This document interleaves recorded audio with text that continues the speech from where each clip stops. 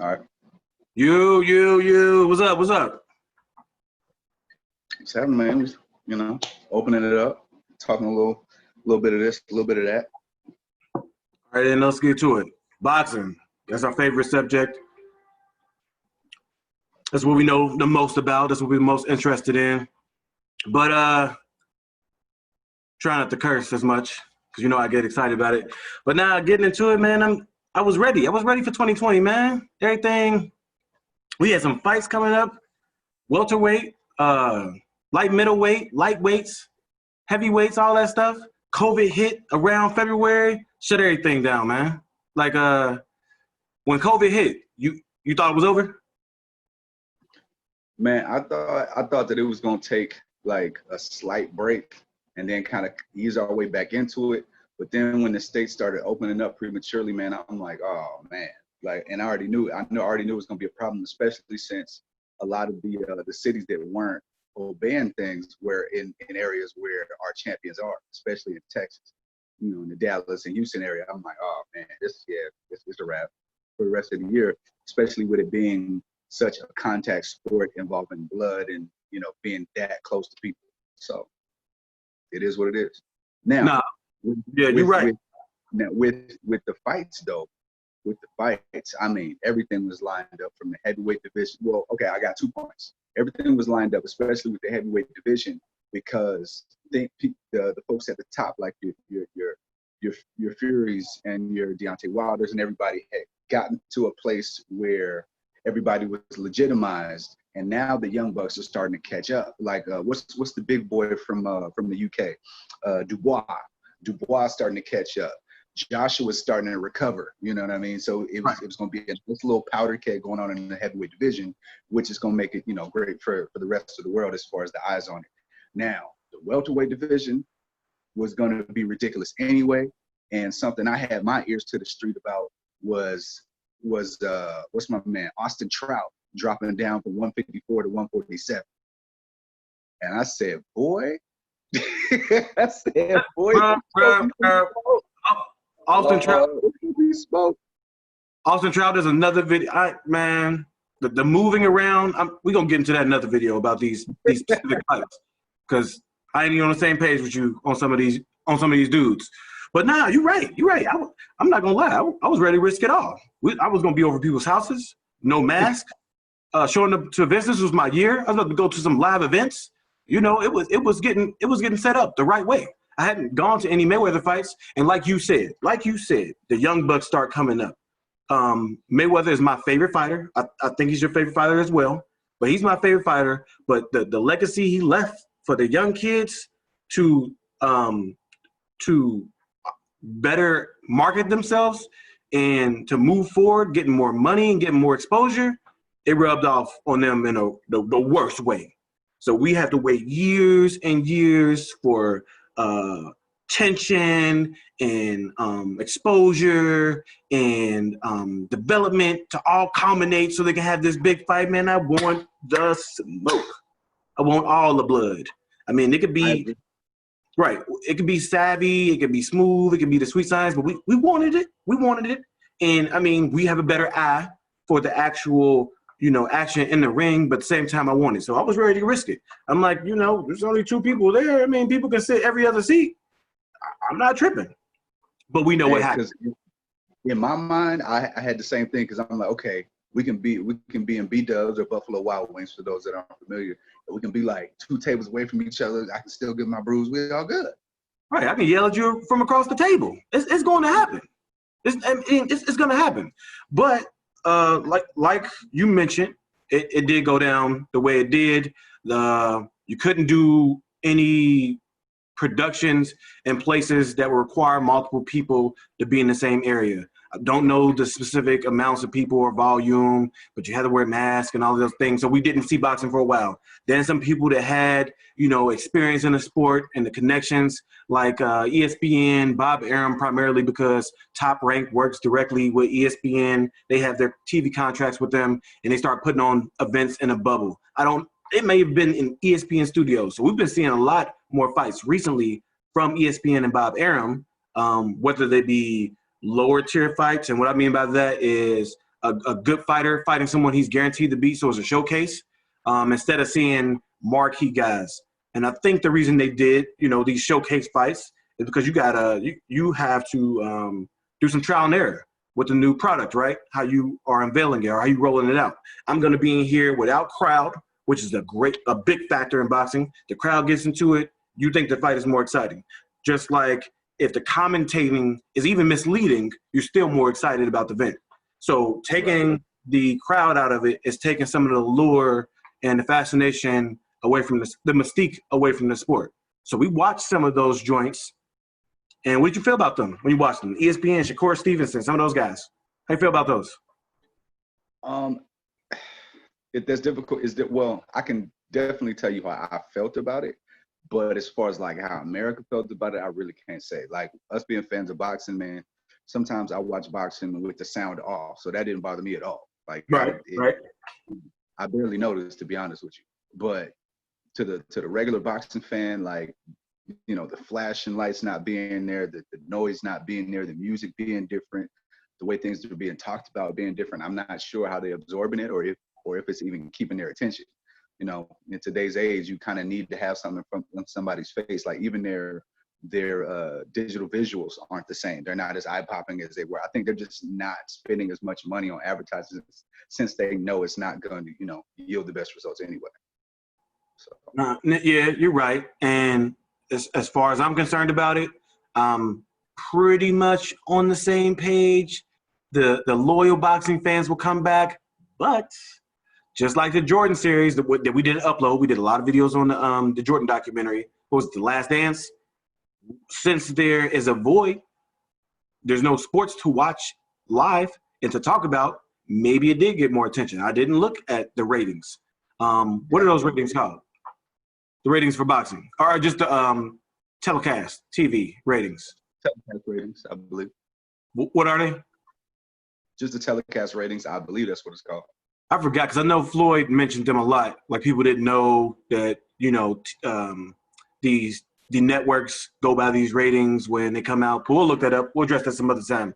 So those ratings that come out, I don't know those numbers, but I would predict that they're higher than they normally would for that quality of product as far as the matchmaking is concerned, the time of day, and who you have as the commentators, things of that nature. What's leading up to it, what comes after it, what other shows are on during that primetime event, and what day of the week they're showing it. I would think that their numbers were up. And so I'm like, hey, take advantage of opportunity. The strike while the iron is hot. You don't have a lot of people watching TV. You don't have a lot of companies that will take the risk of putting money into something, putting it out, and not getting money back, not getting a surplus or a profit back. So if you're one of the only ones to do it, maybe you will get higher ratings. We just saw UFC do the Fight Island, which is like Enter the Dragon, going to the island, going to Hans Island and fighting to the death. That's intriguing. That's gonna catch your attention. So I think it may have, which it may lead to some revenue that they wouldn't have gotten otherwise, and some attention that they wouldn't have gotten otherwise. But that kind of leads me to my next point.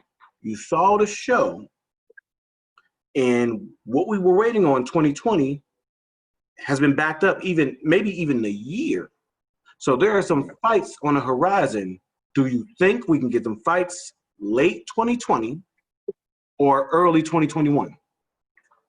I'm thinking definitely 2021 because at this point, I don't trust anybody's reopening plan at this point. I don't trust anybody's reopening plan, whether that be the president, our senators, or I don't trust it. So I don't know what's about to happen. But I would say, to be honest, at the earliest, I would say summer 2021. Summer 2021? Summer 2021? Bro, I can't wait that long. Because here's the thing. We have not experienced a thing in winter yet. We don't know what it's going to do. I can't wait that long. I can't do that. I can't do that. I need action now. I need people punching people in the face tonight. So we're gonna have to do some club fights or some fight clubs or something. No, no, no. Okay, for instance, who are you looking forward to fighting in the welterweight division this year before COVID hit? This year before COVID hit. No, of course, number one on the list is Crawford versus your boy Spence. Yes. Now, outside of that, Welterweight. Man, I was about to say okay, I'm gonna save Trout for it. We're gonna talk about that later. Dude is because he was talking about coming down to fight Pacquiao. I said, oh my God. All right. He's garbage. He's garbage. He's trash. Not in a bad way. Or I don't know how you can. No disrespect intended. No disrespect intended. But you washed, famo. You're washed, and I can't watch you anymore. You're taking up space. You got waxed in 154. I appreciate you helping Canelo grow and helping, not helping expose Cotto when you fought him at 154, but you were a good gatekeeper. But I'm not gonna spend too much time on Trout. But I mean, the prime dudes, the young flesh, the young meat. Was there anybody outside of Errol Spence fighting Terrence Crawford? Like, if you have your main course, what are some, courses underneath that are close to being as good? Who is Danny Garcia slotted to fight again? Oh, he was going to try to do the Mikey Garcia joint. Danny and Mikey, that would be nice. Yeah, because I won't even get into that. There's a whole different video. But because that stylistic matchup is an episode unto its own. Who's the young kid? Boots, Enos, something like that. Ennis. Yeah. I've only seen about 2 of his fights. He does look impressive, but I need to see him with higher level competition before we can say anything, because we know how that goes. But better quality. I will say, PBC. I know they get a bad rap for matchmaking or for protecting fighters, but they don't do it as much as the more established companies like Top Rank and Golden Boy do it. You have established, groomed matchmakers on your side. I mean, if you're more established, if I was in that position, I would want to be with a company I could trust. So yes, I would do matchmaking for them. And a lot of you guys fought before you became promoters or gotten to the upper ranks of organization, or you've been a promoter since the 40s. Bob Arum, I don't know how old he is. So I would say their matchmaking protects their fighters better. And I will say Enos, being with Al Heyman and PBC, while I'll say yes, he hasn't fought anybody yet, I feel like, what's up? Quick pause. Who would have ever thought that Bob Arum would have outlived Bert Sugar? But keep going.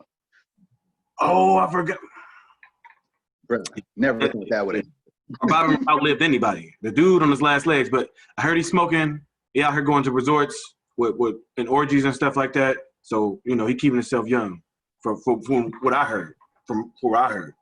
Well, with that said, let's just hope he's not on that what's the name list with old girl getting locked up. Nah. Yeah. I'm not gonna go down. I'm not gonna go down that rabbit hole either. So yeah, okay. We're just gonna say the main course. Oh, okay. Now that I think about it, we got Pacquiao on the menu. So Pacquiao could still be fighting Mikey Garcia. Although Mikey Garcia got washed by Errol Spence, him and Pacquiao are around the same size, and Pacquiao was up. Somehow he got credit for getting washed. So let's just throw that in there. You always get credit for being washed when you're going up to another weight class. Well, no, you don't always. You don't always. But again, it's supposed to be levels to this. You got beat by a man that used his height, range, and size against you, and as he should have. But I think Pacquiao having to fight a guy on the inside that already knows how to fight on the inside, I think that's a good matchup. So some other things, but lightweight. Tank Davis, Ryan Garcia, Matrix. Vasily Lomachenko. Who am I forgetting? Shakur Stevenson is a little bit lower than lightweight, but he should come up around there. You got Leo Santa Cruz. You have Gary Russell Jr. trying to come up in there. Oh, forgot my man's Devin Haney. You got 5 or 6. Oh, and Campbell. I forgot his name. From England that just fought Vasily Lomachenko. Yeah. It's not Nate Campbell. I know what you're talking about though. Right, he's fighting Ryan Garcia. So we got a good mixture of fighters that we can be seeing fighting in 2020. They're actually slated to have big fights coming up next. So those ones, I think, can happen in 2020.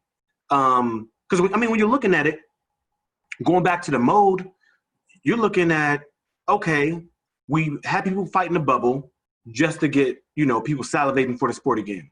We got people training in gyms. We got people using this break to talk more trash than they normally have. If you think about it, there are a lot of people that have come up in the world through social media over this COVID. There's a lot of drama or a lot more attention on drama because of it. So fighters talking stuff to each other have brought more attention to them fighting each other as if it was like a celebrity event. So I think it is a prime time to schedule these fights for the end of 2020, and with that extra attention, like Masvidal fought Usman just recently on short notice, he probably got more fans from doing that than he normally would have if he lost and it wasn't COVID. Got a point there. Okay, so you're on the same page with me on that. So I'm looking forward to that. So we got lightweight. I agree with you, to be honest, on the welterweights moving into 2021. There's so much stuff that happened in welterweight division. You got Sean Porter that's kind of, he stays low key. He's not scared of anybody, but he targets who he targets because he's been in the game long enough. You have, what's my boy named? Keith Thurman that just lost to Pacquiao, had several injuries, had his own car accident, trying to make it back up through the game. You have Terrence Crawford, who fights nobody all the time, not some of the time, all the time, but he's really good. Then you got Errol Spence that just got in an accident, hasn't had a fight since then, right? No, not yet. You got Danny Garcia. I don't know the last guy he fought. I know he knocked him out. He's coming back from looking subpar in his last couple fights, fucking crack. Now, I may be making the sport look a little lackluster at welterweight, but actually the reason you see this disappointment, hear this disappointment in my voice, because all these dudes are top notch. This is the most polished group of fighters in all of boxing because they all are well schooled in their skill set and experience. All of them have good amateur backgrounds, great amateur backgrounds. All of them have been around so many different camps, sparring camps, other legends come up sparring other legends, being around, getting advice, using other trainers. And so for them to have all these issues outside of the sport, pretty much bringing down their cachet, I'm saying here like, I expect better, baby. I expect more. So you're going to get that, but it's a great division. It's in limbo because of this COVID and because of the situations. Yeah, and I was going to piggyback on what you said earlier, like, with everybody taking a page out of Mayweather's book. I don't think until there's another shift in power in boxing, I don't think that we will see another Sugar Ray Leonard and Tommy Hearns. We're not, because that was they were 21 and like 22, 23. You're right about that. That might not ever happen again because, and I took down some notes for, I'll send those to you after this, but talking about the shift and the fine line between exploitation, a fair cut, and what you're actually supposed to get paid. And that's the battle, and then that's the shift that's happening, and it's happening at a super rapid pace. And it's like, you kind of got to go back to the basis of what blood sport, as a whole is, whether it be, Muay Thai or whatever. It was exploitation from the rich of the poor, and taking most of that and just kind of giving crumbs. And so we're finally really, really breaking out of that. And I think Floyd should get a lot more credit than he does. And of course, he's gonna get that 20, 30, maybe even 50 years from now. But like we're in the middle of a massive shift. And then COVID just kind of blew it up because people are I would say they are a little bit more aware of what their wealth is even now with the industry pretty much dying. Because I don't because there's weigh-ins today, but I don't know when the fight is. Did I break my neck to go look? Not really. Like, not really. Like, I love boxing, but I just it's not catching my eye like that. And to be perfectly honest, I'm not all the way locked into normal media. Like, I don't really watch regular TV, so if it's not on one of my feeds or just something that pops up, I probably won't see it. So Floyd hurt the sport more than COVID? I mean, okay, that's not where you were going with it. When I heard you, he should get most of the credit for the way business is conducted, from fighter to trainer to manager to promotional company to networks. He should be responsible for what we're seeing today. So are you saying that he's more responsible for the condition, at least as, anticipation, not getting the fights you want when you want them, but fighters getting paid more, fighters having more leverage, fighters using that leverage for time to negotiate and interrupting anticipation? I think people finally broke it down to the very small basic. What is this supply? What is the demand? Who is at risk? And who is getting the biggest cut?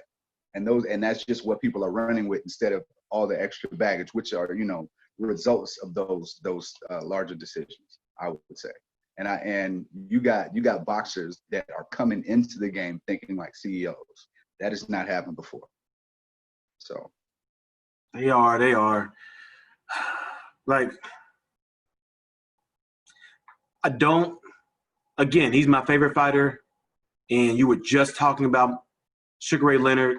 You were just talking about Tommy Hearns fighting in their prime around 22 to 26. And I felt like that was always his aim. It's like, I'm going to strike, when the iron is hot, I'm going to fight people in their prime so I can get most of the credit.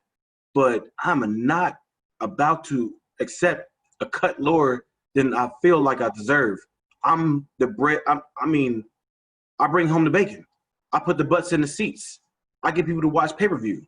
So we're going to negotiate, honestly, or we're not negotiating at all. I'm going to hold you off, but I'm the best. I already proved I'm the best. I was fighting 3, 4, 5 times a year before, and you guys just responded unfavorably, and you created this monster that you see today that created the sport. Oh, that just made me think about something. And I think I heard a little bit of Austin Trout talking about this. So but his perspective was A1, and he was talking with Blue Blood. Shout out to Blue Blood. He was saying that the A-level fighters and even some of the B-level fighters are really, really knowing their worth. And he used an example with Terrence Crawford. And I think that Bob Arum was nudging him to fight during this time so he could be one of the only A-list fighters that was really fighting during this time. And he was like, look, I don't disagree with you, but I'm putting my life on the line the same way as I would before COVID. I'm not taking a pay cut.